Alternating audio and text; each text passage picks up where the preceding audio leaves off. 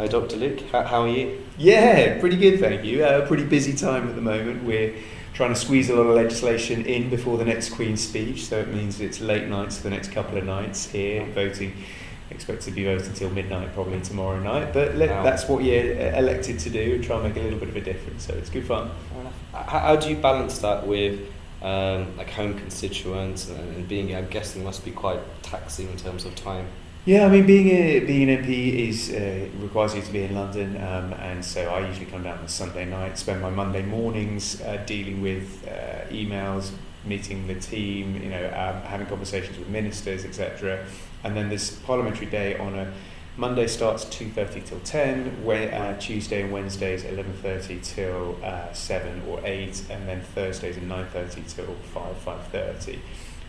That's the parliamentary calendar. That's not all the meetings and everything that goes in. And then you've got all your constituency work on Friday, and often on the weekend as well, going to events or campaigning. So it's a fairly full-on role being an MP, actually. Yeah, it goes and goes. But that's what you sign up for. It's great. I enjoy doing the policy stuff down here, but I enjoy helping out my constituents and being around chatting to people up in the patch. That's really important. Do you have local elections coming up this year? Or? We don't in my patch. We're all out. So next year we have borough council elections. We had county council elections beforehand. So for those of you who don't know, who are listening, there are different tiers across the country. We have 2 tiers of councils. So my local council is currently run by the Liberal Democrats. The county council is run by the Conservatives, and I'm a Conservative MP. So it's quite an interesting interaction between the 3 of us. How's that dynamic work? Because I live in Maidenhead. We've got a Conservative MP, a Conservative, just about majority in councils. What's it like having a different party? I think it's pros and cons. I mean, we work together on certain issues that need to be dealt with. So we've got a rail freight interchange that's going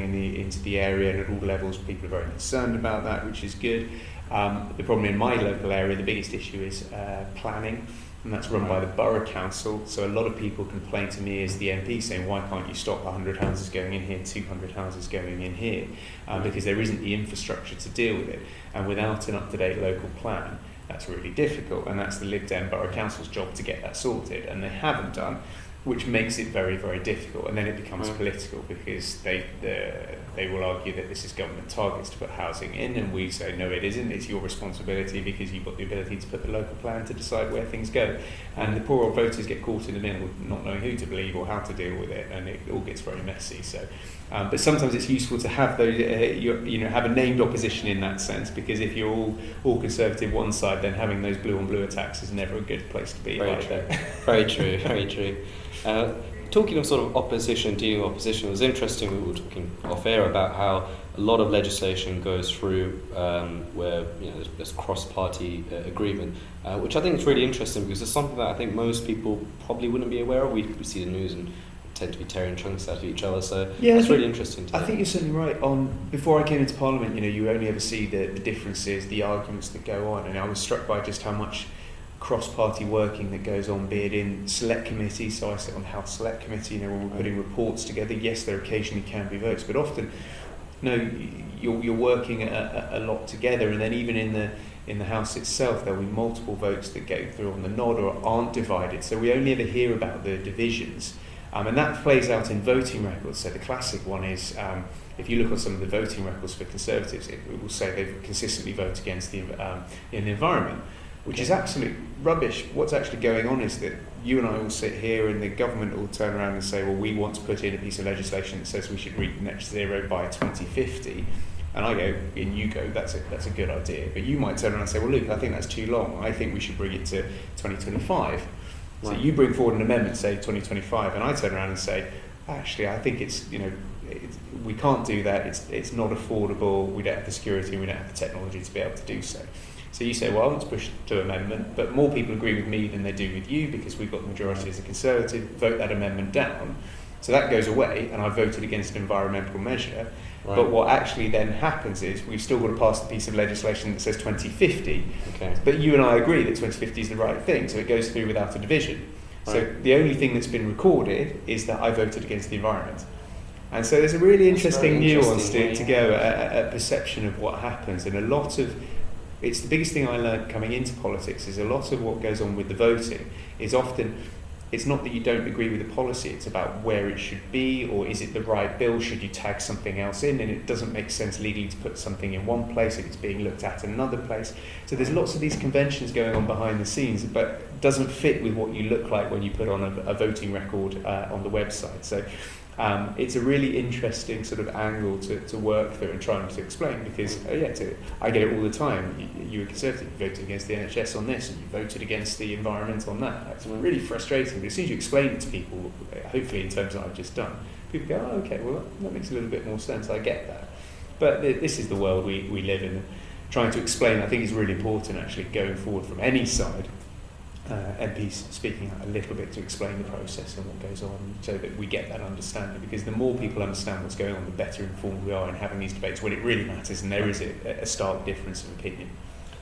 It's interesting because do you look at social media, do you think that's in some ways made it worse because it seems like we're very polarised? Do you think that doesn't help when we talk about sort of bills and... Yeah, hugely, and there's this attack mentality in social media from both political parties, all political parties. And the classic, I mean, let me give you a good example of how the argument can get spun. So technically, the government have brought forward, and the Conservatives brought forward this idea of raising national insurance to be able to fund the NHS. There'll be 36 billion going into the NHS, huge sum of money, and a lot will go into social care and dealing with the backlog. So broadly a good idea. So if you're attacking from the Labour Party, the attack you put forward is the Conservatives have voted to put up taxes. Great. Yeah. Technically that is right. But the counter-argument to that we would sit there and go is, well, actually, you voted against the NHS to fund the NHS.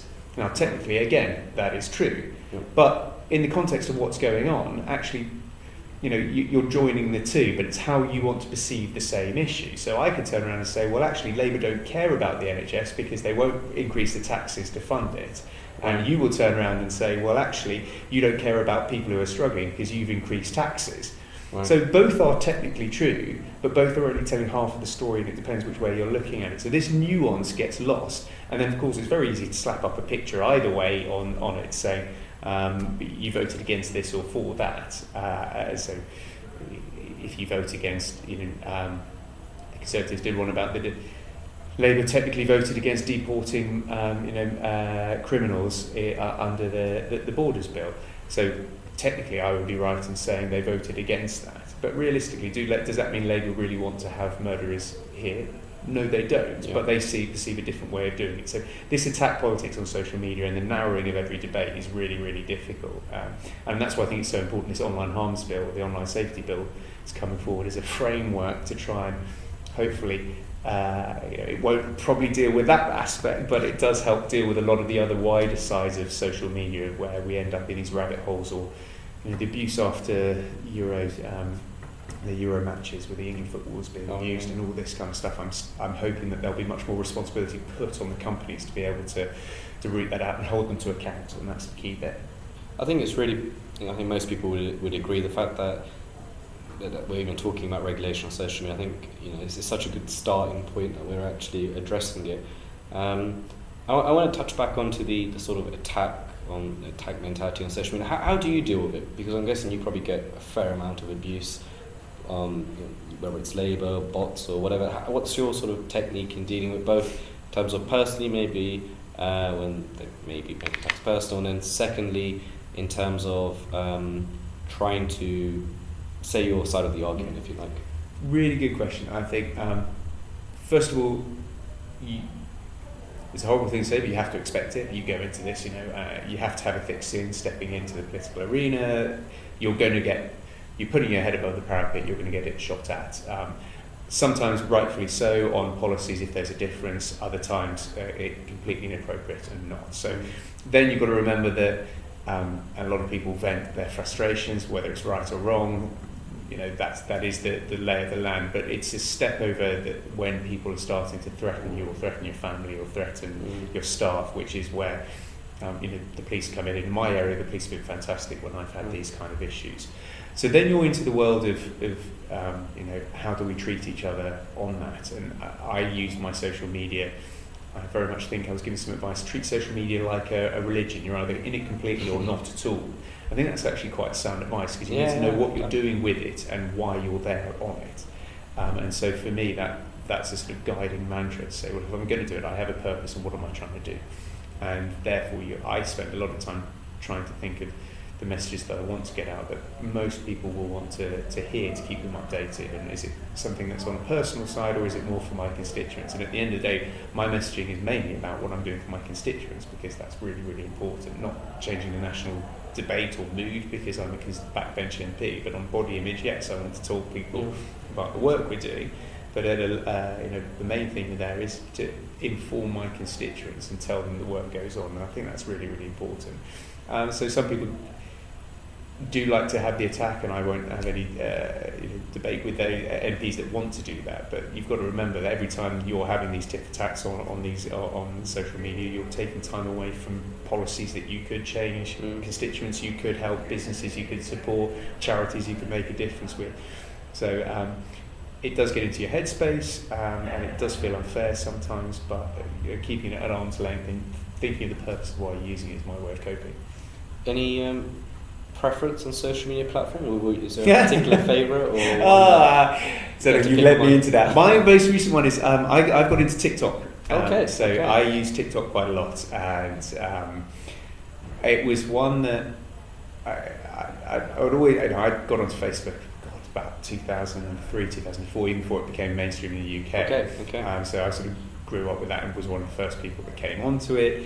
And then I do use Instagram and Twitter, although I dislike Twitter, I must be honest. But then I was doing all this work on body image stuff, and TikTok came up as one of the accounts. I didn't know much about it, so I sort of logged into it to find out more what it's about. Got an account, found myself quickly addicted to scrolling through videos, and then thought there's an opportunity here to actually try and shine some light on what goes on in Parliament. So I don't do particularly political videos on TikTok. I talk a lot about traditions, questions behind it, process, what it's like to be an MP, try and show people the insides of it. But again, it's hopefully that authenticity, that accountability, and it's so easy to answer and interact with people and record questions that you can tell people what's going on. I think the more they understand about the workings of politics, the better we are equipped to have that debate on the important topics. So you're not dealing with obfuscation in process, you're talking about the serious issues that matter. It's interesting you don't like Twitter. I would say Twitter's probably my favourite. Is it? Yeah. Instagram's one I really struggle with. I'm forced myself to do posts on there. I'm not. I prefer. I don't know. I think Twitter I find a lot easier. And this leads on to the next question on general abuse. Do you think, as a Conservative, with Conservative friends at Cobble, I have to tell the team all the time, is that we will lose as Conservatives on social media. Just you have to take into account you will get abuse. A bit like what you were saying, have thick skin about it, and when it comes to that in that world, I think as anyone that's any bit right of centre or Conservative, you're probably going to lose in the battle in terms of likes and all that sort of stuff versus Labour, if you like. Do you think we as Conservatives get a bit more abuse, do you think, on social media, or do you think it doesn't? I mean, it's really hard to say, isn't it? I think, broadly speaking, both sides get a lot of abuse. It's hard to know because it's been a Conservative government through the main growing of all these kind of things, so you don't know the context of what would have been there if it was a Labour Party in charge, because we've grown up with it. We've then had the venting that wants to go on. Brexit really brought that out, and I think a lot of this is a hangover still from Brexit, and the visceral feelings that both sides had on it that then turn into what you see in the political arena now. So I think it's really hard to say, and I'm sure there's data on it that people know much more, but all MPs get it. And I think, yes, just by the sheer numbers, the Conservatives are outnumbered on it, which is part of the reason to push yourself to be on social media. I think it's important to be in the space, even if there is only a small space, to balance that out. But I don't know. I'm just trying to think where it all gets us to is my biggest worry. I always use when people say you don't answer a question on Twitter, for example, I often say to them, well, look, as a GP, if you came in and I had a problem with you, I wouldn't give you a diagnosis of diabetes on Twitter, a few hundred characters to tell you this. I'd need to sit you down, explain the situation, what the angle is, why there, and what is it you're going to do about it. So trying to get into these debates on Twitter for me is really, really difficult, and it becomes very polarising. I'm not a fan of the you're either with us or against us mentality. The silence is violence. There's lots of reasons why people are quiet and don't want to engage, and actually those who shout the loudest will often shout down people, and we've got to remember that as politicians, that there are lots of people out there, and it's good to have those interactions for those, but not everyone uses them, so you don't want to spend your time too fixated on one or the other. But there's no reason why you wouldn't tidy it up. A lot of the stuff that goes on you wouldn't expect to hear in the pub or whatever. Or certainly if a person's screaming at you in the corner in the pub, you wouldn't then go and try and have a civil engagement with them and say, no, that guy's crazy, what are they talking about, and move on. It just wouldn't happen. And so I'm hoping the online safety bill provides a risk framework that in essence holds the platforms to their terms and conditions. So if you're signed up, you can sign up and say, this is a platform that allows uncontrolled abuse at anyone, any bar goes as long as it's legal. Well, fine, you know what you're signing up to. But if they turn around and say there should be no hate speech, there should be no racism, etc., they need to enforce that and make sure that is the case. And I think that's really important. And one of the bits I'm really pleased they put in is about anonymity. So there will be an option, if this bill goes ahead, to be able to choose whether you only interact with verified accounts. And I'm not talking the classic blue ticks that we've got now for public people or celebrities, for more people who you've got details on. So you can still go into the Wild West, but actually your average user will be able to choose, well, I don't want to interact with people, I don't know who they are.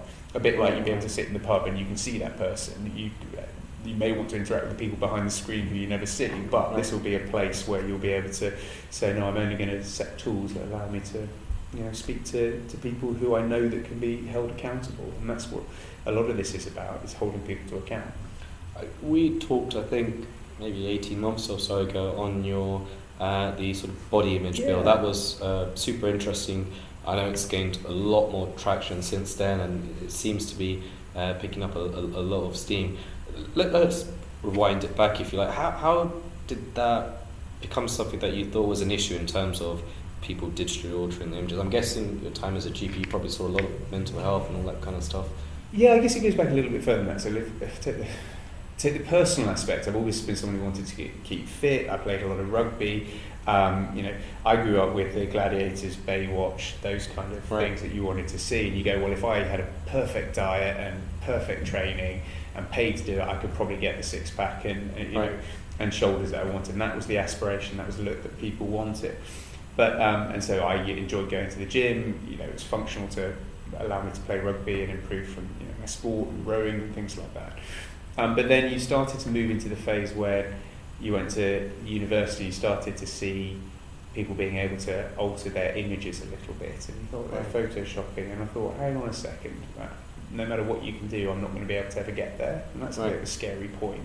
And then I started to see that in my clinical practice, with people coming in say, blokes would come in saying, look, in their early 20s, rake thin, I want to bulk up, can you prescribe me protein powders, or how do I deal with this? That's a bit strange. It's so interesting to hear about the men's side of it, because normally when I was guilty, when you talked about it, I presume just you think women are the ones that are more affected by it. No, women are more affected by it, but in two different ways. So the women tend to, although it's growing massively in men, end up in the eating disorders. But there's actually 1 million people in the UK using iPads, which are basically either image or performance enhancing drugs, and there's 1 million people using steroids, anabolic steroids in the UK estimated, to bulk up. And actually they tend to be, we heard today in the we're doing an inquiry in the Health Select Committee on body image at the moment, and we heard today from one of the professors, basically actually it's interesting, it's older men that are sort of on their 30s to 40s are really falling into this. But I've met with UK anti-doping who are very concerned, because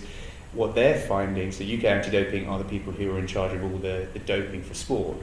What they give the example of the classic one is a guy who lives in, a Welsh rugby player who wants to look good on the beach, good out on the weekend in his tight shirt, possibly bouncing, ends up taking steroids to get bigger, turns out to be a half good rugby player, starts climbing the rugby leagues, and then ends up getting banned because they test positive when they're becoming semi-professional.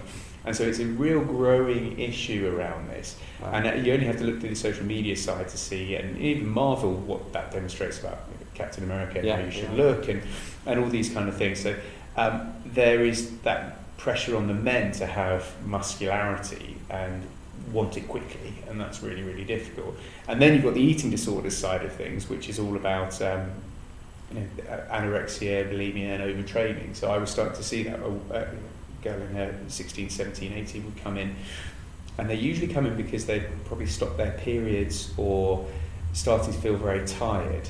And it would often take 1 or 2 consultations to get them to open up about what's going on, because they would say, I'm going to the gym and I'm looking after myself, but you'd ask them a little bit about their eating, and that's where they go a bit quiet and start missing meals. Because the difficulty about eating disorders is that it's very shameful. People feel huge amounts of shame and don't want to talk about it. And a lot of it's related to control.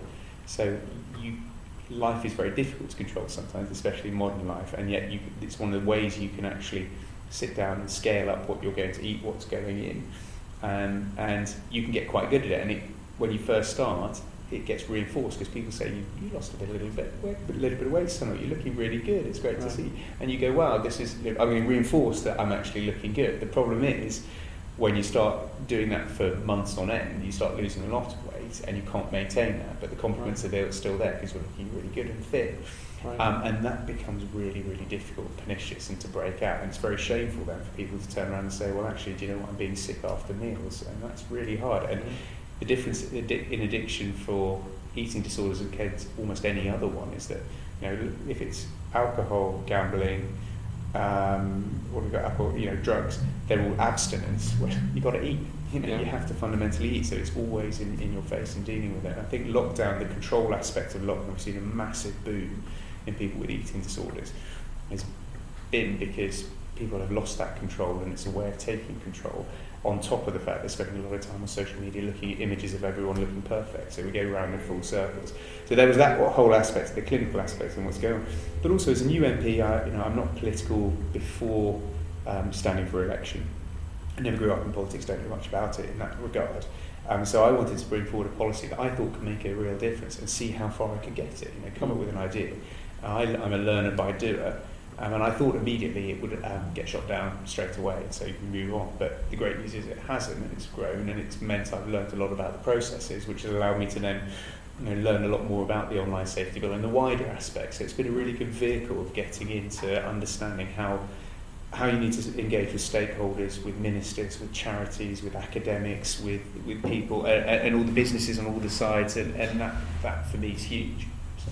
Is it tough as a Conservative MP talking of sort of extra regulation, because that's kind of what as Conservatives, is one of our things is we're typically loose on regulation. Then people on the left and Labour side, have you found that experience hard, or has that not really been the case? You say that we are perceived to be that, but I would also put back we're also the party of law and order, and so rules are really important. And for me, this is all about accountability and knowing exactly where the rules are, and that is really, really important to me. Now, there are some, there is the ideological further right, which would very much want very small states and laissez-faire, and that liberal aspect. And I want people to do that, but there has to be accountability, and that's really key for me. Because there are always going to be people who break the law, but the vast majority of the public want to do the right thing. And so they need to know where that line is heavily drawn, and it should be very, very obvious to people, and then policed very hard. And sport is a great analogy for that, from where I sit. Everyone needs to know the rules of what's going on in football, for example. But then you get the idea of diving. Where do you draw the line on diving? Is it right or wrong? And that's an ambiguity, and VAR has been an ambiguity of where you have your arm if it's in a certain position. To me, I would simplify it and simply say, well, if it hits your arm within the penalty area, then we know, even if it's an accidental one, we know that is on your arm, no one's disputing it, therefore you can make that decision, rather than having these this greyness around it. So that's like subjectivity, right? It just takes it yeah, away. it just takes it away. And actually, then if everyone knows those are the rules, it becomes much easier. And so, I think there's a growing movement within the Conservatives to see we want strong accountability, and then within that, the services that back that up. So I'm not necessarily sure. I think there's a lot of Conservatives who don't just who want a smaller state per se, but actually they want an efficient state that does exactly what it says, and that everyone knows where the rules are and how it will perform. And that's regardless of its education, health, the police. If we can create a society around that, I think that's really powerful. And that's what people are arguing for. I think to understand that clarity, whether it comes to tax, to parties or whatever it happens to be, where the rules are getting, the spirit and the letter of the law, the tighter you make them, we don't get into these ambiguity. With the online bill, so the body image is one aspect. What are some of the other aspects of the online safety bill? So the online safety bill is pretty much a world first, where the government are trying to put in a framework across the internet and social media providers that will hold them to their terms and conditions and mean that there is an accountability for risk. So, for example, there will be illegal content that they will have to search out and make sure it's not on their site. But there will be stuff that is harmful to particularly children and maybe adults, that there will be risk assessments have to be done by those big companies to say, should this be on our place and what are we doing about it? And then the way it will work is there's Ofcom, which is the outer regulator, that will have the power to demand those risk assessments, but also direct what they should be concentrating on. Because the internet's a big place, so we might say, well, we want to get rid of deep fakes, we want to get rid of racism, we want to get rid of self-harm, we want to police body image. And so they will have these priorities, which they will then be able to command powers from. So they'll be able to access the algorithms, they'll be able to hold individual name managers to account, but also even fine the companies up to 10% of their world turnover. So the idea is providing this framework and a system that allows you to hold some form of regulation in place and accountability. And I think that's the whole important part. Elon Musk is in the news at the moment because he's wanted to take over Twitter, and he talks about that accountability and transparency. And I think in my work in body image, biggest thing that I've found is every time I've gone to talk about this topic, you find that you speak to the big players and I say, well, a lot of it's to do with the algorithm, what's served to people, and they immediately turn around and say, oh yeah, but that's commercially sensitive, we can't tell you what's in it. Which is interesting, because the attention-based economy is all about the number of clicks and how long you spend on it, and the algorithm that drives the content is imperative to that. So how do you backpedal out of it?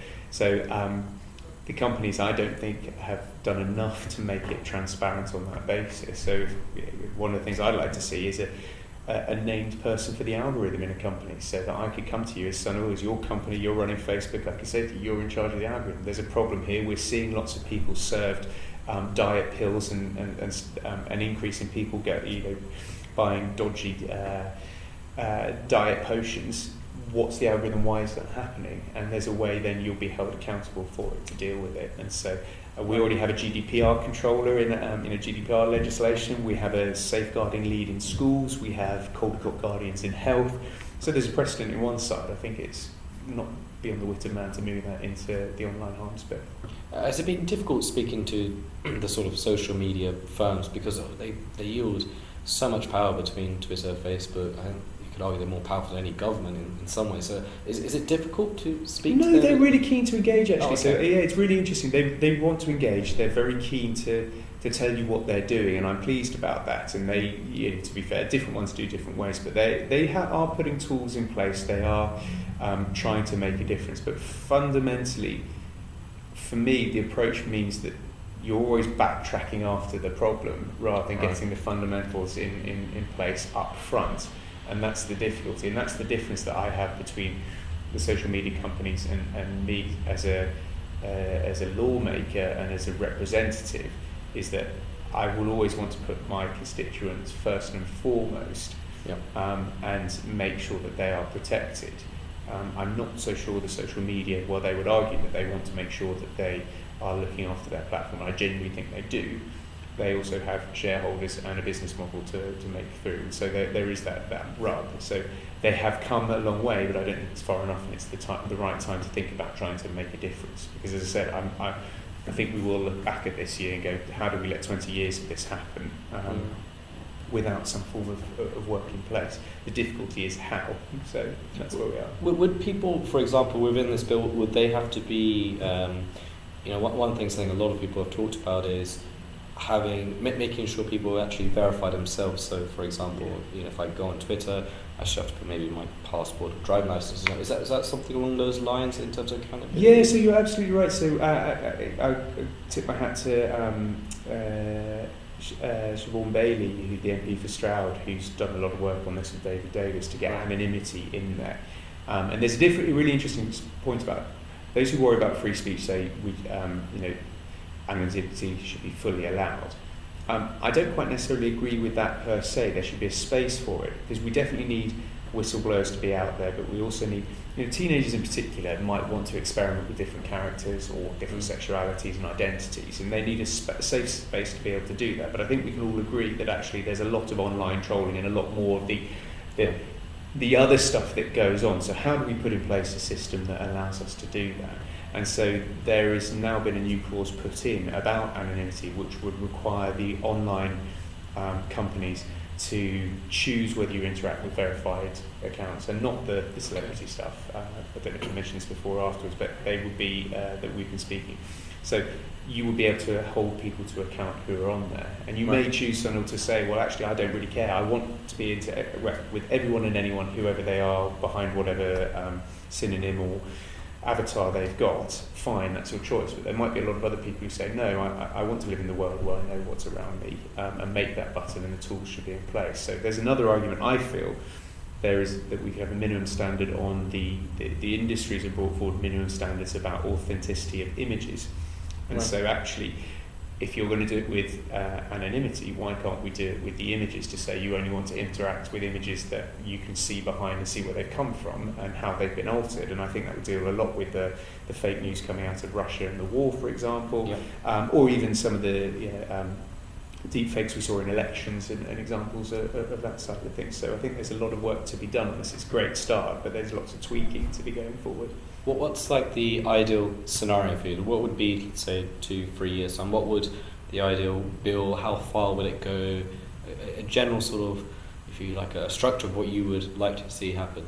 I think it's getting there. As I said, I would like to see a named person responsible for the algorithms, because I think that's key. I want to see Ofcom fully equipped to be able to deal with this and hold that regulation.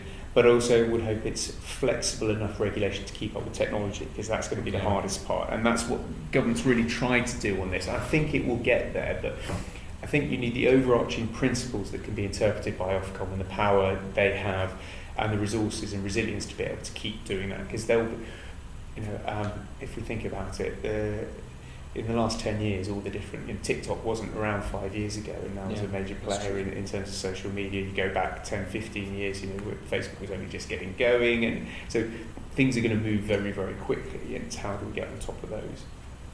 Interesting. So I remember, again, going back to when we last spoke, we talked about the body image, and you'd be able to, I think we talked about maybe a watermark or a trademark. Yeah, that's right. So how would that potentially work? So let's say I've digitally changed my image on Instagram or whatever. How, with this bill, is that something that you'd be able to see that I've... So there are two separate things on this. So we've been dealing a lot, we've been talking about the online household. Mine is a 10-minute rule bill bringing forward. So this is something else I'd like to see in place. Okay. And already Norway is a country in the world that's done exactly what I want them to do. And they have legislated that any time for commercial use or social influences, so that's important. I'm not trying to stop you from touching at your wedding. I don't know how many followers you have on social media, but if you're getting married or going on a holiday, I don't want to stop you being able to digitally alter your photo. But actually, if you're using it for commercial use or a social influencer, have really reaching influence, then I think you should be upfront and transparent with your image. And so I don't want to ban you being able to edit it, but I want to carry a label or a logo to say that it's been altered.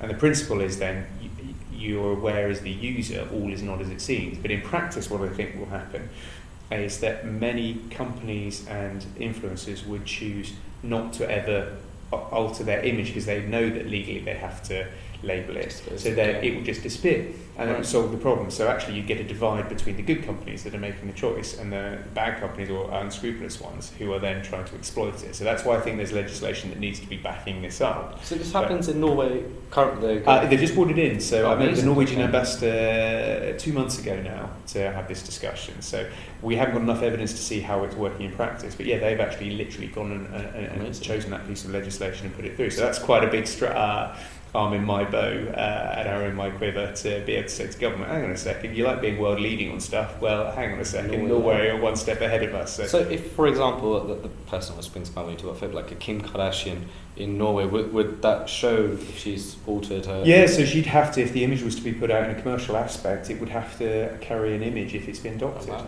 Now, if we go back to what we were just talking about, with the way I'm trying to join it all up, and you busted me here, is because in my mind, if we have an authenticity aspect where you can choose what you interact with, there's a standard that the government could, that the industry can already adhere to, where you can see, basically think of it as shazamming an image, so you can see the data of how it's been made, what it looks like. So when it's taken from camera to being posted, all the way through, you can see it, almost like a blockchain, but you peel it back and can see how it's how that image has been put together and all the marks across it.